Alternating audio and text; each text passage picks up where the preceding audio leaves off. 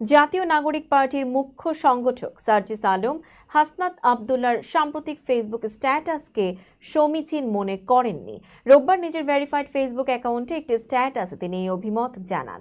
11 March সেনাপ্রধানের সঙ্গে সাক্ষাৎ নিয়ে আমার জায়গা থেকে কিছু সংশোধন, সংযোজন ও বিয়োজন শিরোনামে স্ট্যাটাসে সার্জিস জানান, সেদিন তিনি ও হাসনাত সেনাপ্রধান ওয়াকারুজ্জামানের সঙ্গে দেখা করেন, তবে এটি তাদের ব্যক্তিগত আগ্রহে হয়েছিল এবং সেনানিবাস থেকে ডেকে নেওয়া হয়নি। সার্জিস লিখেছেন, সেনাপ্রধান পিলখানা হত্যাকাণ্ড দিবসে যখন এনাফ ইজ এনাফ বলেন, তখন আমি মিলিটারি অ্যাডভাইজারকে জিজ্ঞাসা করি, আপনারা কি কোনো অনাকাঙ্ক্ষিত পরিস্থিতি দেখছেন? তিনি জিজ্ঞাসা করেন, আমরা এ বিষয়ে সরাসরি কথা বলতে চাই কিনা।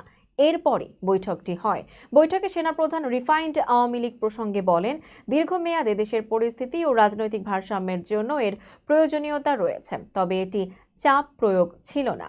হাসনাতের স্ট্যাটাসে যে চাপ প্রয়োগের প্রসঙ্গ এসেছে তা সঠিক নয় বলে মনে করেন সার্জিস। তিনি জানান, আলোচনায় আওয়ামী লীগের নির্বাচনে অংশগ্রহণ, ভবিষ্যৎ রাজনৈতিক স্থিতিশীলতা এবং সম্ভাব্য ফলাফলের বিষয়ে আলোচনা হয়। তবে হাসনাতের স্ট্যাটাসের ভাষা ও টোন কনভারসেশনের প্রকৃত অবস্থার চেয়ে অনেক বেশি এক্সট্রিম ছিল বলে মনে করেন সার্জিস।